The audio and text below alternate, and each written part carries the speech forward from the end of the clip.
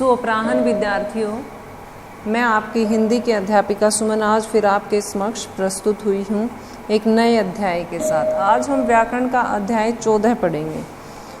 हमारे 14वां जो अध्याय है वो बच्चों क्रिया के बारे में है कि क्रिया किसे कहेंगे। सबसे पहले तो जब क्रिया का हमारा अध्याय है तो हम क्रिया ही देखेंगे कि हम क्रिया किसे कहेंगे।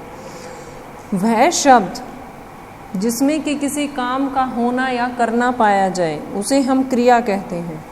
किसे कहेंगे क्रिया? जिसमें किसी काम का होना या करना पाया जाए। इसके बाद बच्चों हम देखेंगे कि धातु किसे कहेंगे। क्रिया शब्दों के जो मूल या आधार शब्द हैं उन्हें हम धातु कहेंगे। क्रिया के जो है अनेक रूप होते हैं। हम धातु के बारे में पढ़ रहे हैं और क्रिया के बारे में पढ़ रहे हैं, जिसमें चलना, करना, खाना, पीना ये सभी क्या हैं? क्रिया हैं। इनको हम क्रिया कहेंगे। ठीक है। उठना, बैठना, जैसे अंजलि भोजन कर रही है, इसमें क्या है? भोजन करना क्या है? ये क्या है? अंजलि की क्रिया है। मोहन बांसुरी बजा रहा है, ये जो बांसुरी बजाना है ये क्या है? मोहन की क्रिया है, बांसुरी बजाने वाली। दादा दादी रोज टहलने जाते हैं, टहलने जाना क्या है? क्रिया है। तो हमें क्रिया का पता चला। ठंडी हवा चल रही है, हवा खुद से चल रही है, ये हवा की क्रिया है। हबीब और अहमद गले मिले हैं, माँ बच्चे को खाना खिला रही है, तो ये भी सभी क्या है? क्रिया है। इसके बाद हम देखते हैं कि धातु किसे कहेंगे। क्रिया शब्दों के मूल या आधार, जहाँ से क्रिया शब्द निकलते हैं, क्रिया शब्दों का जो मूल है, आधार है, वो क्या कहलाएंगे? धातु कहलाएंगे। क्रिया के जो है अनेक रूप होते हैं। क्रिया शब्द के अनेक रूपों में जो अंश, जो भाग मुख्य रूप से अथवा समान रूप से मिलता है उसे हम धातु कहेंगे। जैसे कार, पंखा, चाकू आदि के मूल में जो कार है, पंखा है, चाकू है, उसके मूल में वो किससे बनी है? वो लोहे से बनी है, जो अनेक रूपों में बदल गया है, यही धातु कही जाती है। शब्दों में भी ऐसा ही होता है। पढ़ो, पढ़ना, पढ़ेगा। ये देखिए हम पठ धातु को 3 प्रकार से मैं आपके सामने बोल रही हूँ। पढ़ो, आप पुस्तक पढ़ो। राम, ये वाला पाठ राम पढ़ेगा। बच्चों तुम घर जाकर जरूर पढ़ना, नहीं पढ़ोगे तो आपको लेसन लर्न नहीं होगा। तो जो जैसे पढ़ से पढ़ना, पढ़ता, पढ़ती, पढ़ो, पढ़वाना, कई शब्द जो बने हैं ये क्या हैं? ये धातु हैं। लिख धातु से, जैसे लिख धातु है उससे लिखती, लिखेगा, लिखवाना या लिखा, जो भी है लिखवाता है, ये सभी क्या है? धातु है। इसके बाद हम देखते हैं कि क्रिया के भेद कितने प्रकार के हैं। क्रिया बच्चों 2 प्रकार से है। एक है क्रिया कर्म की दृष्टि से, दूसरा है संरचना की दृष्टि से। क्रिया के जो भेद हैं वो है, एक तो है कर्म की दृष्टि से क्रिया के भेद, दूसरा है संरचना की दृष्टि से क्रिया के भेद। अब हम सबसे पहले कर्म की दृष्टि से जो क्रिया के भेद हैं उन्हें देखेंगे। कर्म की दृष्टि से क्रिया के जो भेद हैं वो 2 प्रकार के हैं। एक तो है कर्म के बच्चों, ये तो कर्म की दृष्टि से तो क्रिया के भेद ही हो गए। अब हम कर्म की दृष्टि से जो क्रिया के भेद हैं वो 2 प्रकार के हैं। क्रिया जो है 2 प्रकार की होती है। एक तो अकर्मक क्रिया, दूसरा सकर्मक क्रिया। अकर्मक, अर्थात बिना कर्म के, जिसमें कर्म नहीं है। सकर्मक, जिसमें कि कर्म है। अकर्मक क्रिया हम किसे कहेंगे? जब किसी वाक्य में कोई भी कर्म ना हो। मैं आपको उदाहरण के साथ समझाऊंगी, तब आपको थोड़ा और ज़्यादा अच्छे से समझ में आएगा। जैसे उठना, बैठना, डरना, जागना, खाना, पीना। अब इनमें कोई कर्म नहीं हो रहा है, हमें नहीं पता क्या कर्म हो रहा है, तो ये कैसी हैं? ये अकर्मक क्रिया हैं, जिनमें कि कर्म की आवश्यकता नहीं होती और क्रिया कर्ता पर ही आश्रित होती है। जैसा कर्ता होगा वैसे ही क्रिया हो जाएगी, उसे अकर्मक क्रिया कहेंगे। जब किसी वाक्य में कोई भी कर्म न हो जहाँ वाक्य में किसी भी कर्म की आवश्यकता ना हो या कोई भी कर्म ना हो, तो क्रिया के संपादन का, क्रिया के होने का जो प्रभाव है वो कर्ता पर पड़ता है। इस प्रकार हम क्रिया को बिना कर्म की अकर्मक क्रिया कहेंगे। जैसे दो दोस्त हंस रहे थे, ये जो वाक्य है, एक वाक्य है कल अकरम दौड़ेगा, चिड़ियाँ उड़ती हैं। तो इन तीनों वाक्यों में कर्ता तो हैं, लेकिन क्रिया दौड़ेगा, हंस रहे थे, उड़ती हैं, इन क्रियाओं का आधार जो है तीनों कर्ता हैं, लेकिन इसमें कर्म नहीं है। कर्म न होने के कारण ये क्रियाएं जो हैं अकर्मक ही हैं। अकर्मक क्रिया की पहचान देखिए, हम किस प्रकार से उसे पहचान सकते हैं। कैसे पहचानेंगे हम अकर्मक क्रिया को? अब जब हम अकर्मक क्रिया पढ़ रहे हैं तो हमें उसको पहचानना भी आना चाहिए। उसका सबसे आसान तरीका बच्चों देखिए ये है, जिस वाक्य में, उस वाक्य में कोई प्रश्न बन रहा हो, किसे या किसको लगाकर यदि कोई प्रश्न बने तो वहां आप अंदाजा लगा लीजिए, समझ जाइए कि इस वाक्य में अकर्मक क्रिया है। क्या लगाकर भी अगर हमें अपने प्रश्न का उत्तर न मिले, किसे, किसको या क्या लगाने से भी अगर हमें अपने प्रश्न का उत्तर नहीं मिले, तो वहाँ क्या होगा? अकर्मक क्रिया होगी। जैसे मैंने बोला आपको चलना, घूमना, फिरना। अब आप इसमें प्रश्न कीजिए, किसे, किसको या क्या लगाकर कोई भी प्रश्न आप बोलिए। इसमें अगर आपको आपके प्रश्न का उत्तर मिले तो यहाँ सकर्मक क्रिया होगी, लेकिन हमें यहाँ कोई ना प्रश्न मिल रहा है ना ही हमें प्रश्न का उत्तर, तो वो दूर की बात है, उत्तर तो बाद में ही मिलेगा। तो जहाँ हमें अपने प्रश्न का उत्तर ना मिले या जहाँ कर्म ना हो रहा हो, वहाँ क्या होगा? अकर्मक क्रिया कहलाएगी, अकर्मक क्रिया होगी। इसके बाद बच्चों हम पढ़ते हैं सकर्मक क्रिया। सकर्मक क्रिया हम किसे कहेंगे? जिस वाक्य में कर्म की उपस्थिति होने के कारण, जिस वाक्य में कर्म के होने के कारण क्रिया के होने का जो प्रभाव है वो कर्म पर पड़े, किसे कहेंगे? जिन क्रिया शब्दों को कर्म की आवश्यकता होती है, जो क्रिया शब्द हैं उन्हें, जिनको कर्म की आवश्यकता होती है, उन्हें हम सकर्मक क्रिया कहेंगे। पढ़ना, लिखना, खाना, पीना, लेना, देना, ये सब क्या है? सकर्मक क्रियाएं हैं। अब जैसे मैं बोलती हूँ माली पौधों को पानी दे रहा है, तो इसमें क्या है? इनके करने वाले हैं। आप पूछेंगे कौन दे रहा है, किसे दे रहा है, क्या कर रहा है, तो हमें अपने प्रश्नों के उत्तर यहाँ मिल रहे हैं। तो यहाँ क्या है? सकर्मक क्रिया है। सकर्मक क्रिया कर्म की उपस्थिति के कारण क्रिया के होने का जो प्रभाव है वो कर्म पर ही पड़ता है। इस प्रकार की क्रियाएं सकर्मक क्रियाएं कहलाती हैं। सकर्मक क्रिया की जो पहचान है वो आप देखिए कैसे होगी। बहुत आसान है इसे पहचानना। जहाँ हम क्या, किसे या किसको लगाकर प्रश्न करें, अकर्मक क्रिया में भी हम ऐसा ही कर रहे थे, लेकिन वहाँ हमें अपने प्रश्न का उत्तर नहीं मिल रहा था। जहाँ सकर्मक क्रिया होगी वहाँ हम फिर से प्रश्न करके देखते हैं। सकर्मक क्रिया में क्या, किसे, किसको लगाकर यदि हम प्रश्न करें, यदि हमें प्रश्नों का उत्तर प्राप्त हो जाए तो वहाँ कौन सी क्रिया होगी बच्चों? सकर्मक क्रिया होगी। माली क्या लगा रहा था? अब जैसे मैंने बोला माली पौधों को पानी दे रहा था, मैं प्रश्न करती हूँ माली क्या कर रहा था? माली पौधों को पानी दे रहा था। तो हमें अपने प्रश्न का उत्तर जो है वो यहाँ अच्छी प्रकार से मिल गया। तो यहाँ क्या होगा? सकर्मक क्रिया होगी। इसके बाद सकर्मक क्रिया के भी आगे भेद हैं, वो भेद हम पढ़ते हैं। सकर्मक क्रिया कितने प्रकार की होती है, क्या उसके भेद हैं? सकर्मक क्रिया एक कर्मक भी होती है और द्विकर्मक भी होती है। एक कर्मक क्रिया क्या होती है, अब हम ये जानेंगे। जिन क्रियाओं का एक ही कर्म होता है उन्हें एक कर्मक कहेंगे, जैसा कि इसके नाम से स्पष्ट हो रहा है।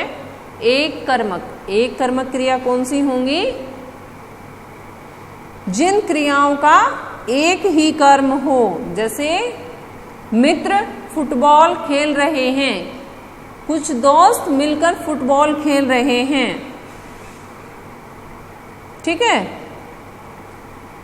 बुजुर्ग महिलाएं सत्संग कर रही हैं। तो यहाँ क्या है, एक ही कर्म हो रहा है, वो सभी बुजुर्ग महिलाएं हैं तो बहुवचन, लेकिन काम तो सभी मिलकर एक ही कर रही हैं। बुजुर्ग महिलाएं सत्संग कर रही हैं या गीत गा रही हैं या भजन कर रही हैं, जो भी है। कई दोस्त मिलकर सलाह मशविरा कर रहे हैं। दोस्त कई मिले हुए हैं, लेकिन वो काम तो एक ही कर रहे हैं।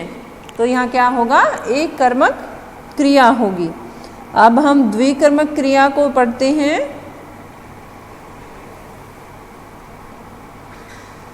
द्विकर्मक क्रिया हम पढ़ते हैं जिनमें दो कर्म होते हैं। जिन सकर्मक क्रियाओं के दो कर्म होते हैं वहाँ क्या होगा, वहाँ द्विकर्मक क्रिया कहलाएगी, जहाँ हमें दो कर्म होने एक साथ पाए जाएं।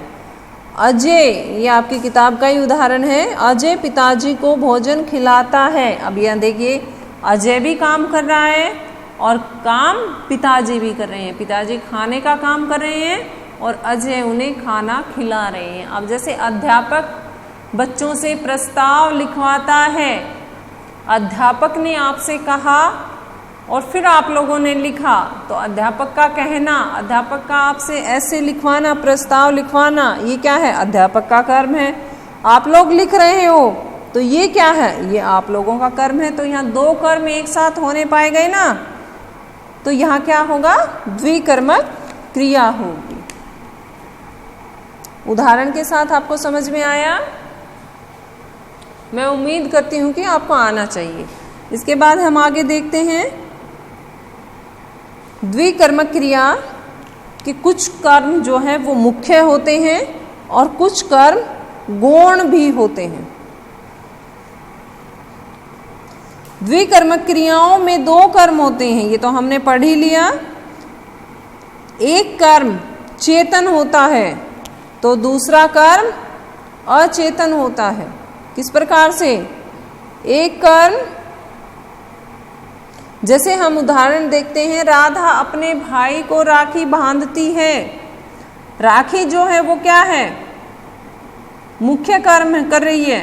राखी अपने भाई को राखी बांध रही है, भाई उससे राखी बंधवा रहा है, तो जो भाई काम कर रहा है वो गौण है और जो राखी ने किया वो क्या है, मुख्य कर्म है। तो द्विकर्मक क्रिया में क्या होता है, एक कर्म मुख्य होता है और दूसरा कर्म गौण होता है। इसमें दो कर्म होते हैं। गौण क्रिया से दूर तथा कर्ता के पास रहता है। जो गौण कर्म है वो कहाँ रहता है, क्रिया से दूर रहता है और कर्ता के पास रहता है। गौण कर्म के साथ कारक चिन्ह आता है। जैसे राधा अपने क्या था, मोहन अपनी बहन राधा से राखी बंधवाता है, इसी प्रकार से था ना। तो गौण क्रिया से दूर, गौण कर्म जो है वो क्रिया से दूर रहता है और कर्ता के पास रहता है।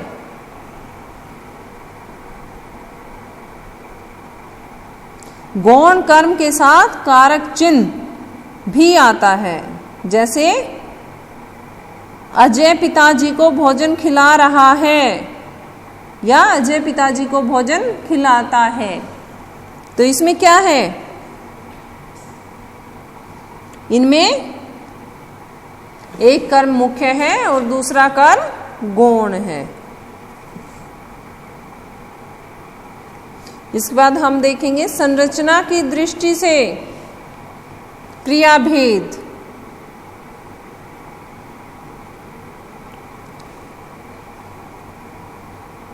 संरचना की दृष्टि से क्रियाभेद कितने प्रकार का है, ये बच्चों 4 प्रकार का है। संरचना की दृष्टि से क्रियाभेद 4 प्रकार का है। एक है सबसे पहला संयुक्त क्रिया। हम सबसे पहले संयुक्त क्रिया को पढ़ते हैं।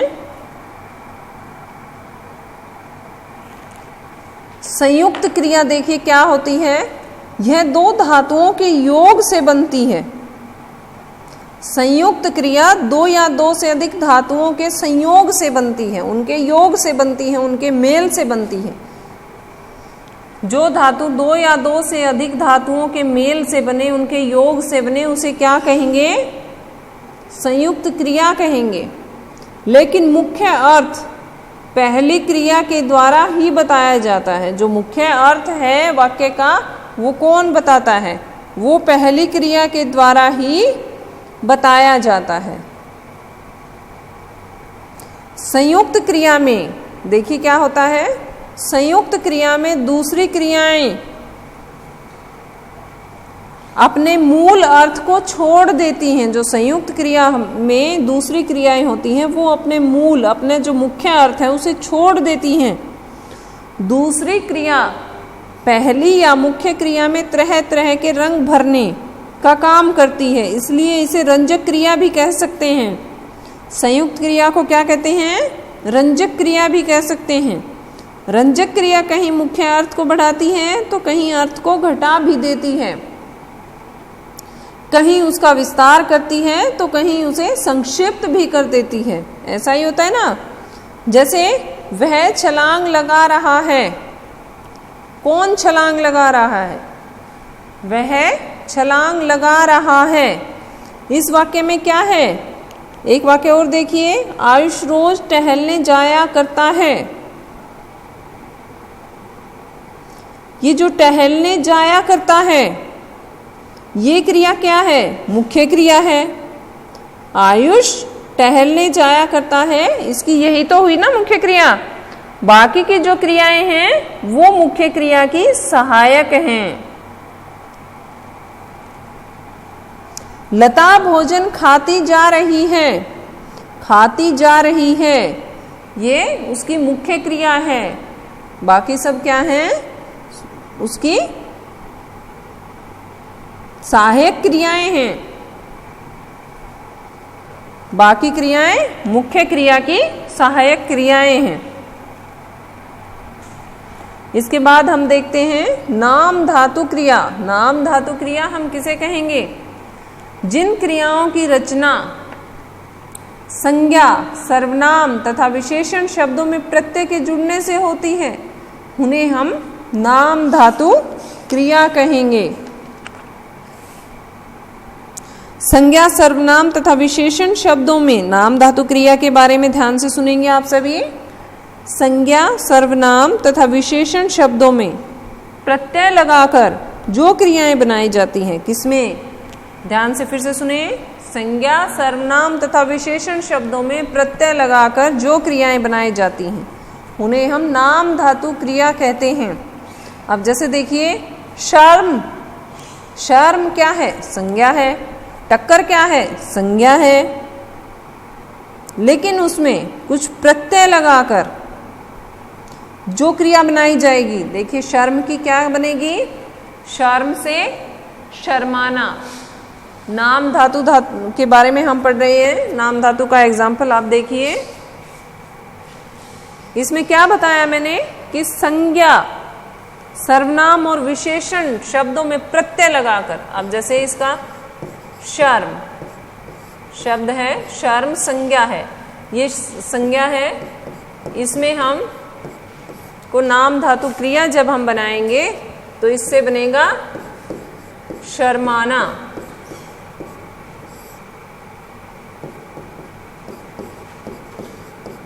नाम धातु क्रिया इस प्रकार से बनती है। ये संज्ञा, सर्वनाम और विशेषण में प्रत्यय लगाकर नाम धातु क्रियाएं बनाई जाती हैं।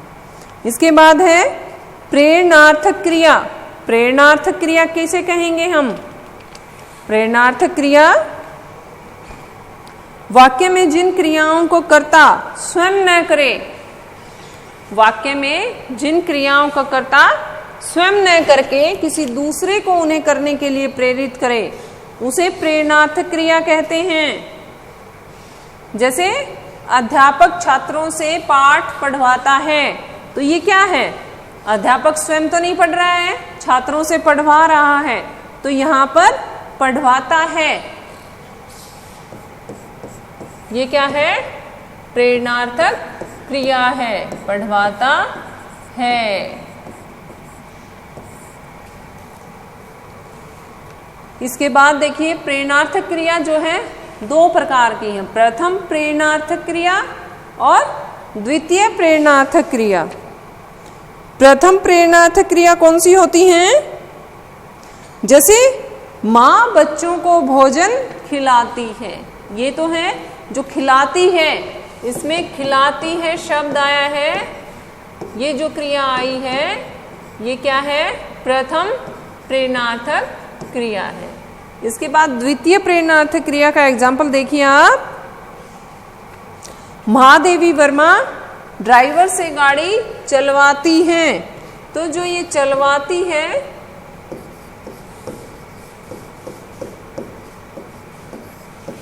ये क्या है?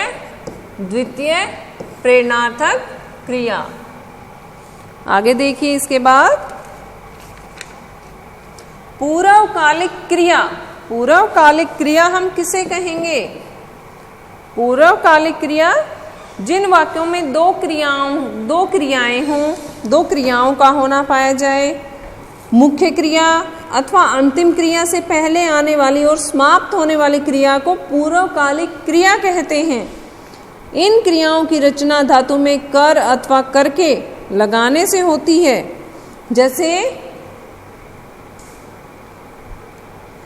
बंदर कुत्ते को देखकर डर गया, तो उसे देखकर ये जो है डर गया। डरने से पहले क्या हुआ? उसका देखने वाले काम हुआ बच्चा कुत्ते को देखकर डर गया। तो इससे पहले क्या हुआ? उसने देखा और वो देखकर क्या हुआ? डर गया।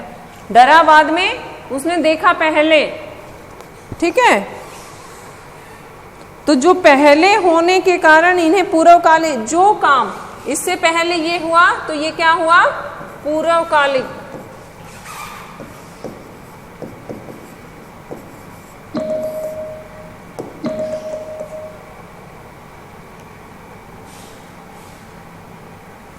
बच्चों हमारा क्रिया का अध्याय जो है वो समाप्त होता है। मैं उम्मीद करती हूँ कि आपको समझ में आया होगा।